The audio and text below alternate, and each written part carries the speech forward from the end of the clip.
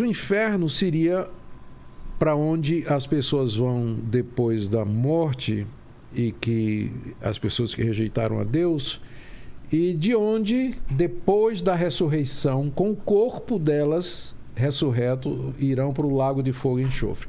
Olha, escatologia individual é complicado, por conta da diferente nomenclatura.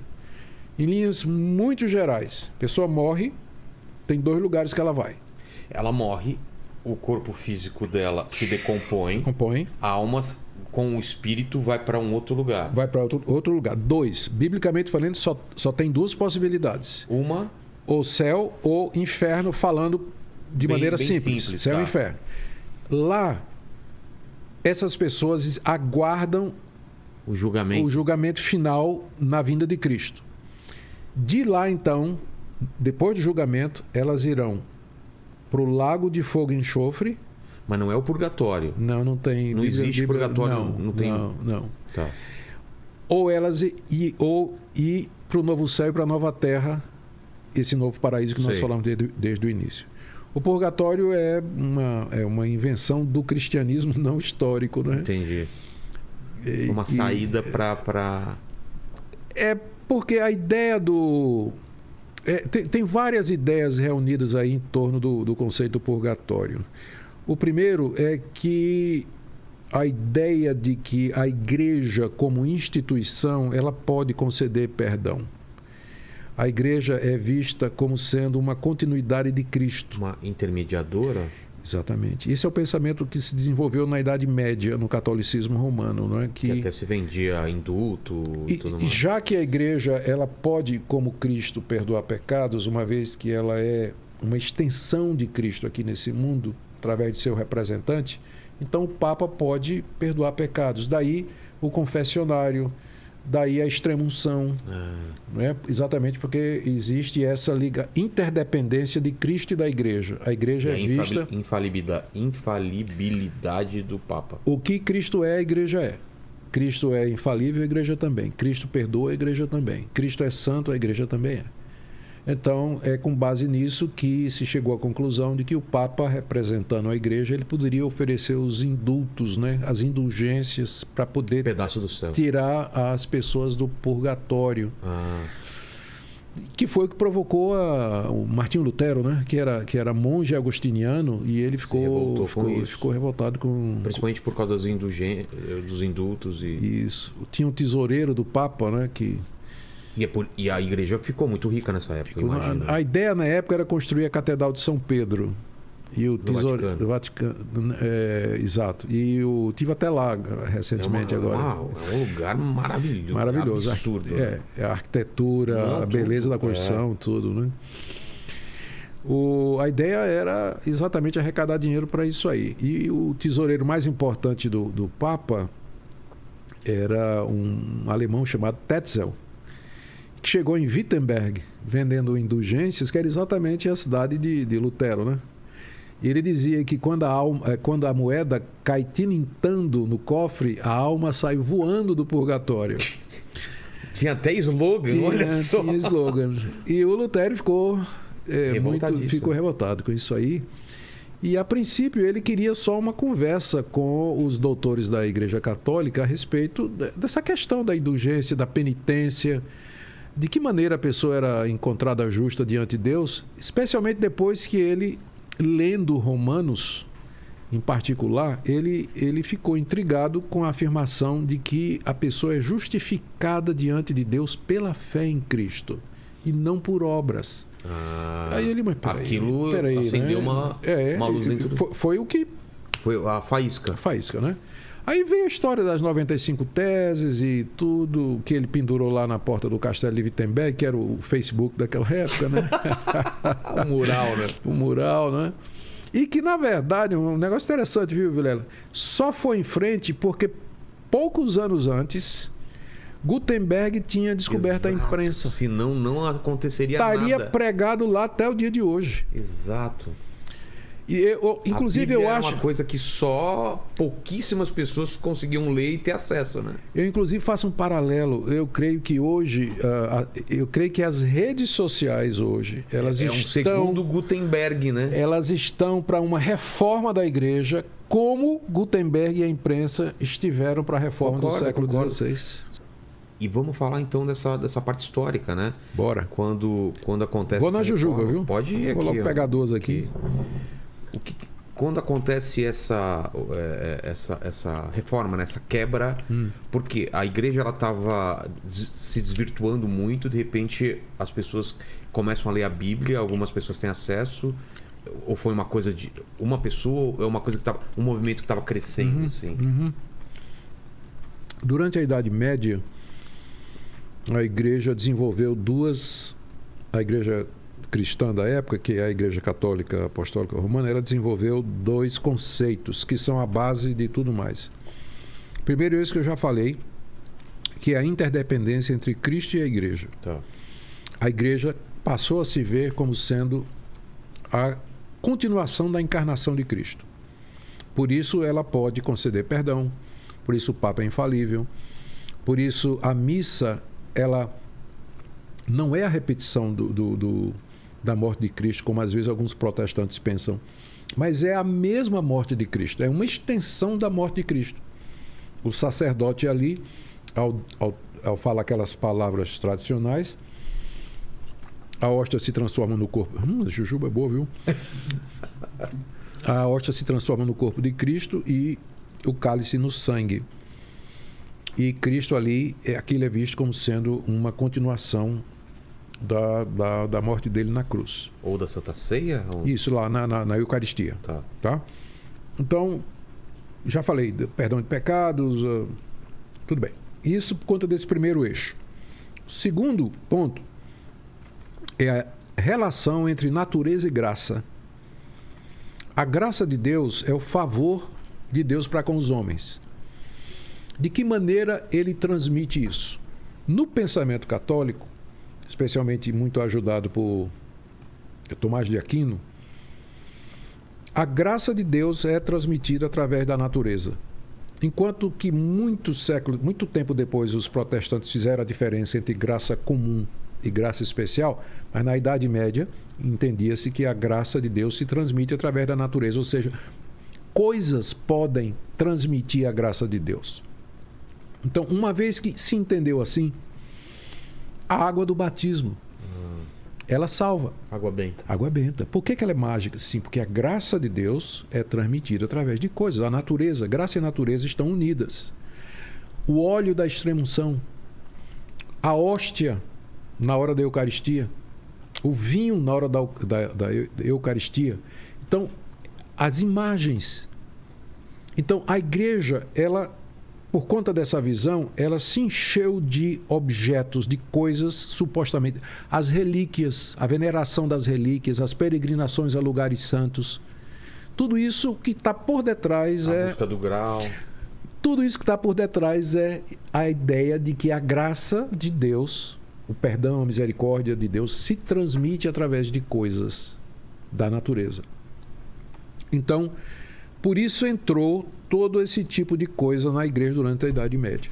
A princípio, houve muita gente que queria reformar a igreja antes de Martim Lutero. Teve João Ros, teve rapaz, o cara da Itália agora, famoso, agora me foge o nome dele, que morreu, inclusive, por conta disso, o Wycliffe, John Wycliffe. Antes dos reformadores, eles queriam Não concordavam e queriam reformar. Queriam reformar a igreja. Houve concílios da própria Igreja Católica que se reuniram para analisar o estado de coisas, porque eles perceberam que o clero era ignorante, a missa era em latim, o povo não entendia. Meu pai viveu essa época. Ninguém tinha acesso à Bíblia.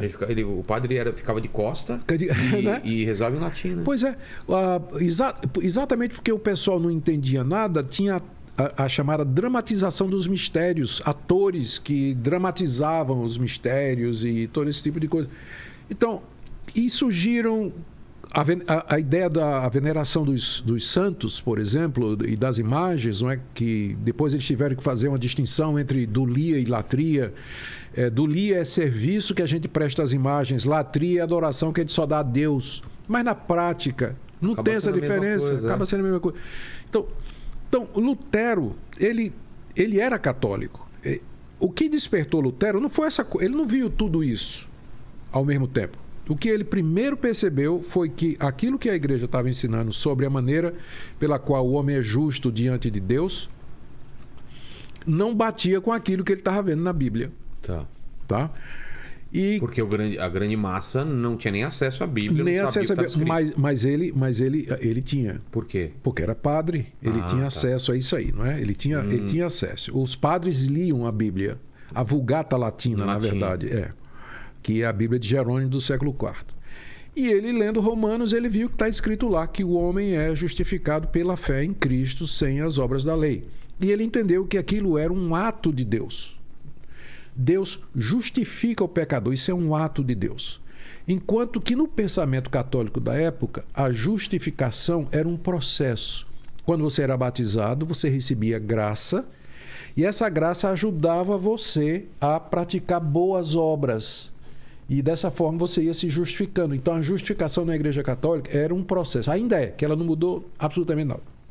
Então, a justificação é um processo no qual você é ajudado através dos sacramentos da igreja, a própria igreja e por aí vai, né?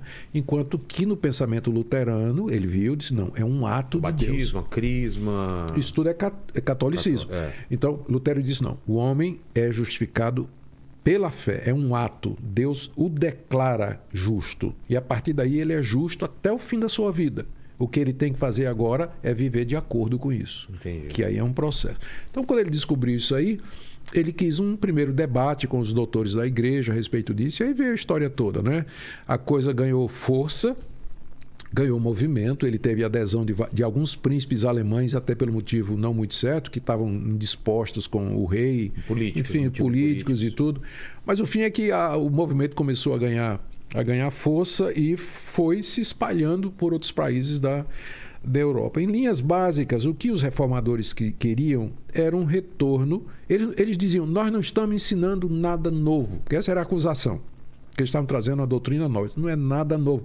Isso é que os pais ensinaram, isso é o que Agostinho ensinou, isso é o que Anselmo ensinou, isso é o que outros pais da igreja ensinaram, é o que está na Bíblia, é isso que nós queremos. Perdeu. E se perdeu durante a Idade Média por conta desses dois desenvolvimentos que eu falei. E o ponto principal foi com relação à Escritura, porque a Igreja Católica tinha como fonte de autoridade a Bíblia, a tradição e o magistério católico, que era o conjunto de doutores encabeçado pelo Papa. Então, a Bíblia está no mesmo pé de igualdade da tradição. Onde é que você encontra a doutrina do purgatório, da virgindade perpétua de Maria? Não é na Bíblia, mas na tradição. Alguém colocou isso e foi passando de geração para geração. De geração para geração. E aí Lutero disse não. Só a Bíblia. Para nós, só o que está na Bíblia é verdadeiro cristianismo. E aí foi o grande ponto de decisão, né? A questão da sola escritura, somente escritura. Mas a Bíblia católica é diferente da protestante. 7 livros a mais que foram adicionados na Contra-Reforma. Quando teve a Reforma, era a mesma. Era a mesma. Depois, na Contra-Reforma, no Concílio de Trento... Quanto tempo depois? Muito tempo? 1500 e pouco. Não muito tempo. Tá. Não muito tempo depois. Eu esqueci a data exata agora. 1500 e pouco. Na Contra-Reforma, lá na cidade de Trento, na Itália, e a Igreja Católica estabeleceu que a Bíblia era a Vulgata Latina, de Jerônimo, e aumentou 7 livros, acrescentou 7 livros ao cânon do Antigo Testamento. E manteve o Novo Testamento idêntico. Não teve diferença. Que ela fez isso? Não viu. Essa mudança eu acredito que foi para diferenciar dos protestantes, para mostrar que eram movimentos distintos agora. E porque alguns dos apócrifos dariam base para algumas dessas doutrinas, como doutrina do purgatório, obras e coisas dessa natureza. Alguns desses apócrifos fortalecem isso aí. Então, a princípio, começou com a doutrina da justificação pela fé, se desenvolveu com a questão de somente a Escritura, e a partir daí as diferenças foram se tornando tal que finalmente o Papa resolveu excomungar Lutero 2 vezes. E 2 vezes ele queimou na fogueira a bula da excomunhão, né? É mesmo? Foi. Nossa. E o que veio a partir daí de Lutero?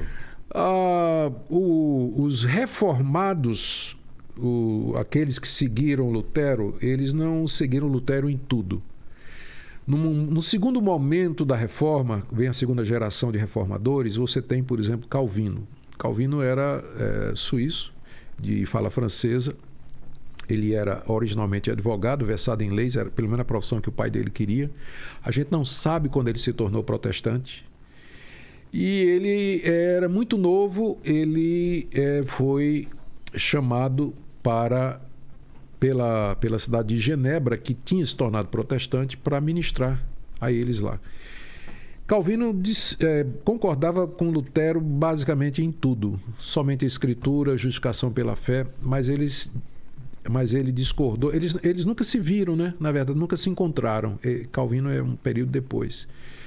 Viveram mais ou menos, teve um lap entre os dois, mas nunca se encontraram. Mas eles discordaram nessa questão da ceia, né? da Eucaristia. Ah, é? Lutero ficou com uma posição parecida com a Igreja Católica, que ficou chamada de consubstanciação. Cristo não estava... os elementos da ceia não viravam o corpo de Cristo, mas Cristo estava presente realmente ali. Realmente ali. Calvino optava por uma posição em que Cristo estava presente espiritualmente. Né? E se você celebra com fé, você se alimenta espiritualmente de Cristo, mas em nenhum sentido Cristo está fisicamente presente ali, como Lutero e o catolicismo, em graus diferentes, afirmavam. Né? Então essa foi a primeira divergência entre os reformados, o que não impediu que eles continuassem juntos, né? Então hoje, luteranos, calvinistas, a gente crê basicamente aquelas mesmas coisas do cristianismo histórico. Diverge com relação à ceia, forma de batismo, administração das igrejas. Mais recentemente, com o surgimento do movimento pentecostal, então, a divergência é com relação aos dons espirituais. Quando que mais ou menos acontece esse movimento? Início do século XX, 1906, por aí, na Rua Azusa, nos Estados Unidos, Los Angeles. Os Estados Unidos estava sendo sacudido por uma série de movimentos de avivamento que tinham como base a Igreja Metodista, mas também outros movimentos, outras igrejas tinham participado. Mas movimento que era muito voltado para a experiência pessoal da pessoa com Deus, emocionalismo. E tinha muita coisa interessante. E aí, numa reunião dessas, basicamente de metodistas... Ela é uma ramificação do quê? A Igreja Metodista, ela nasce no grande avivamento da Inglaterra do século XVIII. O Wesley, ele era um padre, ele era um pastor da Igreja Anglicana, que foi proibido de pregar nas igrejas porque ele começou a pregar conversão, mudança de vida. Entendi. Né? E aí ele foi para as ruas, para as praças pregar, e aí começou um movimento em torno do nome dele, e aí o nome metodismo, porque ele organizava os crentes metodicamente, com uma rotina e uma disciplina, não é? Mas aí... Esse avivamento de 1900... Pronto, 1906, por aí. Teve essa reunião na Rua Azusa de pessoas buscando avivamento espiritual, quando no meio delas, de repente, durante o culto, alguém falou em línguas, começou a falar em línguas, que foi interpretado como sendo aquele dom do dia de Pentecostes e que Deus estava devolvendo esse dom para a igreja, porque até aquele momento ninguém tinha falado em línguas durante o período da história da igreja, a não ser alguns casos isolados de alguns movimentos como os montanistas, ainda nos primórdios da história da igreja. Então, esse grupo dizia que Deus estava devolvendo o dom de línguas para a igreja. Os dons espirituais. Dons espirituais. restaurando os dons espirituais, não é? Mas também o de profecia, Tudo. Tudo. Depois eles se dividiram, porque eles disseram todos menos o dos apóstolos. Tanto é que a Assembleia de Deus, que tem origem nesse movimento, ela não aceita apóstolos, que é um dos dons do Novo Testamento, Entendi. né? Não aceita. Mas aceita os outros, menos esse de apostolado. E foi quando começou o movimento. Dali saíram as principais denominações pentecostais hoje, que creem como os cristãos históricos. A diferença é que eles acham que Deus trouxe de volta aqueles dons que durante esse período, inclusive na Reforma não teve isso. Não teve. Calvino não falava em línguas, Lutero não curava ninguém, não tinha visões, sonhos, profecias, não tinha.